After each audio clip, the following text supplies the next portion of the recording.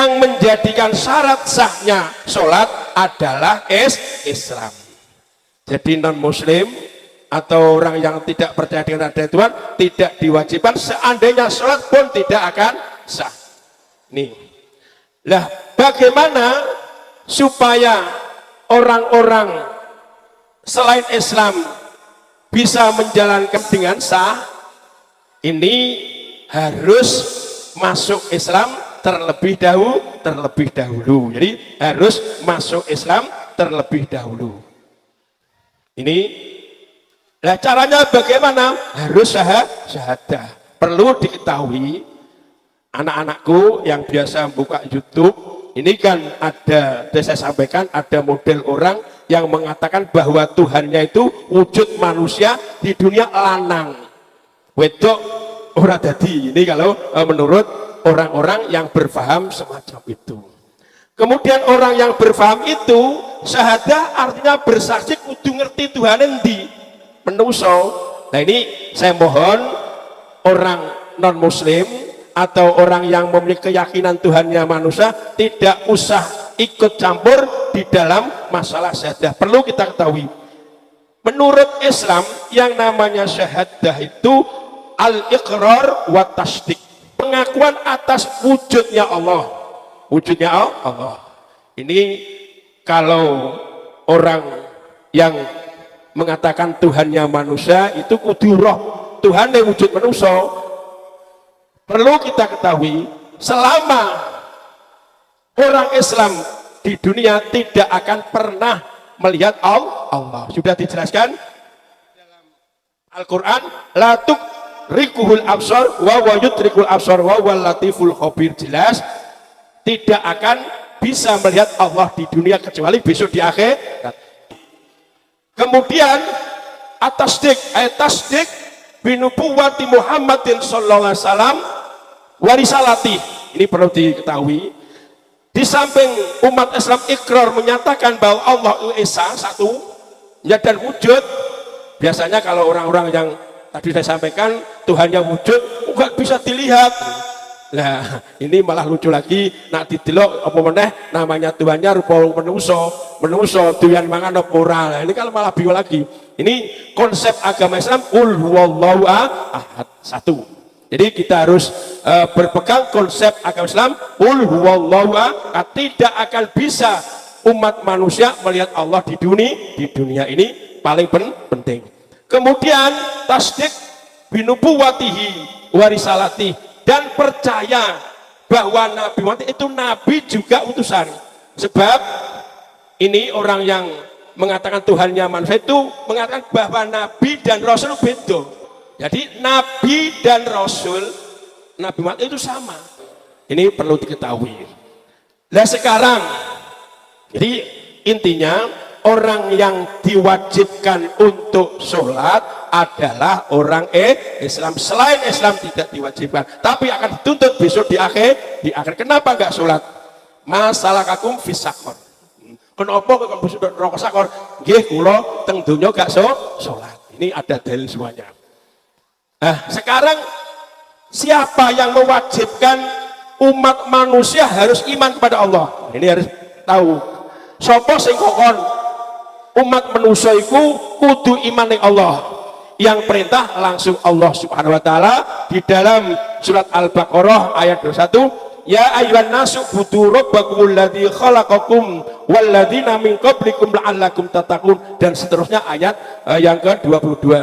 Artinya wahai manusia, ini manusia yang diperintah itu Islam, siapa saja diperintah Allah ubudu rabbakum, sembahlah Tuhanmu. Artinya wahidu rabbakum, esakanlah Tuhanmu. Jadi Tuhannya umat Islam itu satu. Ubudu rabbakum wahidu rabbakum, esakanlah Tuhanmu. Mungkin agama yang lain terserah Tuhannya siapa. Ini yang penting ya, kita harus meyakini masing-masing keimanan kita. Siapa Tuhan? Alladzi khalaqakum. Jadi Tuhan Allah yang menciptakan kita semuanya dan umat-umat sebelum kita dan alam semesta. Ini jadi ada perintah Allah untuk beriman. Nah sekarang pertanyaan lagi, bagaimana ada tuntutan tidak? Manusia-manusia yang diperintah iman kepada Allah tidak mau, ada tuntutan tidak? Jawabannya ada tuntutan. Jadi orang-orang yang diperintah iman kepada Allah kemudian tidak mau iman, maka akan dituntut.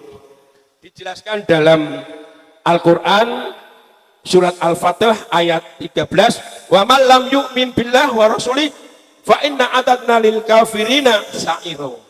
Jadi orang-orang yang tidak mau iman kepada Allah dan tidak iman kepada urusan Allah, maka Allah akan menyediakan orang itu sa'ir, neraka yang apinya mulat. Ini perlu kalian ketahui, namanya keimanan harus kalian pertegas. Maka nanti kalau kalian membuka YouTube, nanti banyak ya di akidah-akidah yang sekarang boleh diselewengkan, ada sholat tidak wajib dan seterusnya. Ini langsung juga jawaban saya, ini juga saya YouTubekan ini. Jadi yang wajib sholat itu orang Islam, non muslim tidak wajib, tapi dituntut besok di akhirat, masalah kakum fisakor. Ini kemudian siapa yang mewajibkan umat Islam tidak menungso, artinya tidak semua umat Islam untuk menjalankan sholat 5 waktu.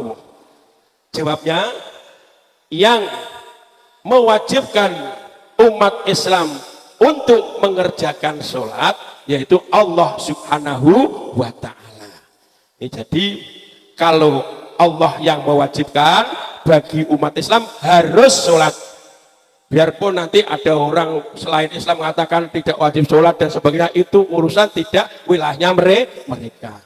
Jadi yang menyuruh umat Islam untuk sholat itu Allah Subhanahu wa Ta'ala. Dijelaskan di dalam Al-Quran ya, yang berbunyi innani anallah la ilaha illa anna fa'budni wa aqimis sholah li dzikri. Sesungguhnya aku ini Allah. Ini pernyataan Allah, aku iki Allah. Nah begini, ya memang saya jelaskan nanti kalau kamu pas buka YouTube. Jadi yang dikatakan ini Allah itu menurut orang yang tadi saya sampaikan bahwa Tuhannya itu berupa menungso lanang, mau itu gak jadi pangeran itu. Ini mengatakan sing ngono niku Nabi Muhammad, berarti Nabi Muhammad dianggap Tuhan. Ini lain banget sesat ya. Nabi Muhammad dianggap Tuhan pada masa itu. Padahal Nabi Muhammad adalah Nabi dan utusan Allah. Ya, sebagai pungkasan dari Nabi-Nabi Rasul semua. Nah orang ini mengatakan bahwa setelah Nabi ada Rasul. Ini sesat menurut kita. Jadi yang mengutus, yang mewajibkan umat Islam untuk sholat adalah Allah. Innani anallah la ilaha illa ana, gak ono kecuali saya. Maka fa'budni, nah ini maka wa'bud, sembahlah saya. Maknanya wahiduni, esakanlah saya, ojo banget pangeran liyane aku, 1, 2, 3 atau bahkan mengatakan Tuhan rupa menungso. Fa'budni, ini wahiduni, esakanlah saya. Ini jawaban Allah. Wa aqimis sholat, dan lakukan sholat li dzikri, untuk ingat saya. Ini menurut orang yang Tuhannya itu menungso kondo, lu terus ingat piye enggak tahu roh pangerane. Nah ini ya. Maknanya karena Tuhan umat Islam itu tidak bisa dilihat, yang bisa dilihat hanya af'alullah, pekerjaannya Allah. Maka kadang-kadang kalau menurut guyonan anak, namanya bersaksi kudu roh wujude. Nah sekarang ditakoi, wong mau percaya ora nek entut. Entut itu kan apa? Angin tak wujud, angin percaya, kowe tau roh entut? Gak. Lah kau menyaksikan anak entut ana ambune. Lah kita bersaksi Allah yang mewujudkan alam semesta termasuk umat manusia. Nah, ini jawaban guyon untuk orang-orang yang mengatakan Tuhannya wujud. Lidzikri, untuk ingat Allah, ada untuk mengingat keesaan Allah, keagungan Allah, kewibawaan Allah, dan sadar bahwa manusia itu lemah, tidak bisa apa-apa, maka harus tunduk dan ibadah sholat kepada Allah Subhanahu wa Ta'ala. Ini jawaban itu untuk masalah sholat. Nah sekarang maksud akimis sholat, dirikan sholat, maknanya al-muhafadzah ala sholat, menjaga sholat, sholatnya dijogo jodang tek, wal qiyam, dan mengerjakan tepat waktunya. Sholatnya ojo dang tek, ya, wingi sholat saiki gak, ya, wal qiyam biya fi auqatiha. Terus kerjakan sholat itu di waktu yang sudah ditentu. Zuhur dikerjakan zuhur, asar dikerjakan asar, maghrib dikerjakan maghrib, isya dikerjakan isya, subuh juga dikerjakan subuh. Ini wadauha kamilatan bisyurutiha wa arkaniha, dan kerjakanlah sholat itu dengan bagus syarat-syaratnya sholat. Nah salah satunya syarat sholat adalah harus Islam. Nah orang Islam berarti orang dikongkon sholat, dan harus suci dari hadas baik kecil maupun besar. Kemudian rukun-rukunnya juga dikerjakan, baik rukun kauli atau rukun fi'li. Fatihah diwoco, sewu moco karo batin beda ya. Jadi kalau kamu jangan begini moco, usahno lambene umi moco Fatihah, ojo nganti dindem ning ati. Itu namanya nak ning ati jenenge niat. Maka diucapkan, gak usah banter-banter, yang penting lambene umi.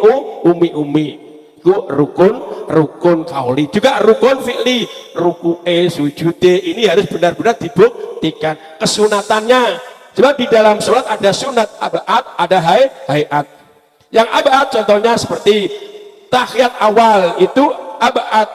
Seandainya tidak dikerjakan, contoh apalagi gini ya, misalnya ada orang sholat, kemudian 2 rakaat lupa tidak duduk, kemudian berdiri tegak, perlu ini harus sampean lihat, ojo nganti kembali lungguh meneh. Bapak-bapak, tahiyat awal itu sunat abad. Nah kamu berdiri ini rukun. Tatkala kamu sudah berdiri, kamu kembali ke duduk, ini tidak diperbolehkan. Ini perlu diketahui, ini abad. Ya nanti seandainya abad tidak dikerjakan, ya disuruh untuk sujud sahwi. Kemudian sunat hay'ah, nah, seperti takbir intikal, Allahu Akbar, mau ruku, Allahu Akbar, sawal hamidah, itu juga termasuk hay'ah. Ini tata krama harus digunakan, adabnya sholat.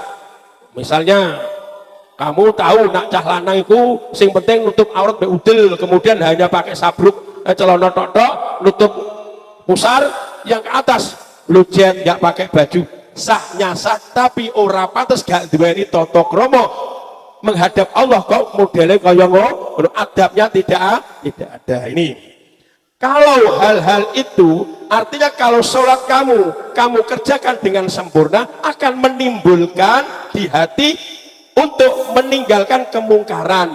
Di sholat itu iso nyegah kemungkaran, ya. Faksa wal mungkar. Nah perbuatan kamu jelek, tatkala kamu sudah bisa baik untuk mengerjakan sholat, ini dengan sendiri akan tertanam kepingin ngilangi perbuatan Allah. Contoh, bodoni wong tuane saka omah wis njuk sangu ning sekolah kelimput. Yang limput. Dan assalamualaikum warahmatullahi wabarakatuh.